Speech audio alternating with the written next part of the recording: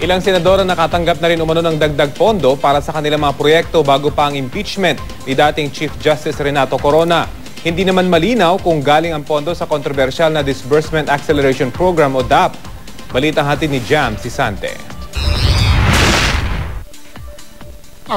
Bago pa man ang impeachment trial ni Chief Justice Renato Corona, nakatanggap na rin daw ng dagdag pondo para sa mga proyekto ang ilang senador bukod sa kanilang 200 million pesos na Priority Development Assistance Fund o PDAP. Sa ulat ng pahayagang The Philippine Daily Inquirer, noong huling bahagi ng November 2011, 6 na senador daw ang pinagsumite kay Nooy Finance Committee Chairman Senador Franklin Drilon ng listahan ng mga karagdagang proyektong may halagang 100 million pesos para sa bawat senador.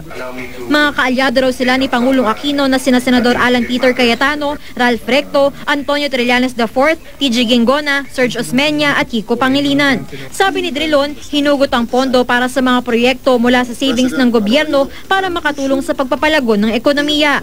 Hindi niya tinukoy kung galing ang pondo sa kontrobersyal na Disbursement Acceleration Program o DAP. Pero sinabi niyang binuo raw ang DAP bilang mekanismo ng Administrasyong Aquino para mabilis na magamit ang savings ng gobyerno sa mga proyekto magpapalago ng ekonomiya. At wala naman daw masama sa paggamit ng naturang pondo. Yung sinasabing Disbursement Acceleration Program, ang totoo doon, yun po ay dahilan sa power of the President to realign items in the budget.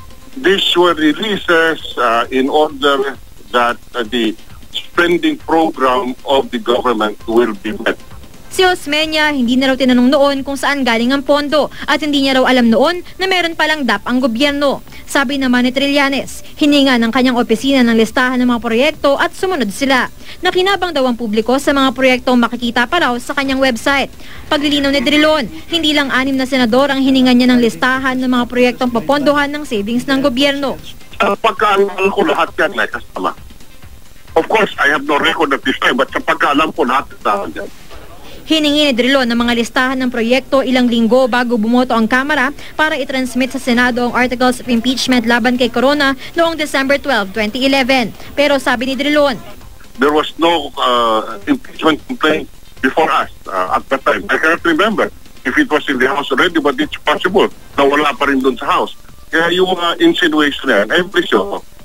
Giit pa ni Drilon, ang mahalaga, nagamit daw sa mga tamang proyekto ang dagdag pondong ibinigay sa mga senador. Patuloy na sinisikap ng GMA News na makuha ang panig ni Ginggona, Cayetano, Pangilinan at Recto. Jam Sisante, GMA News.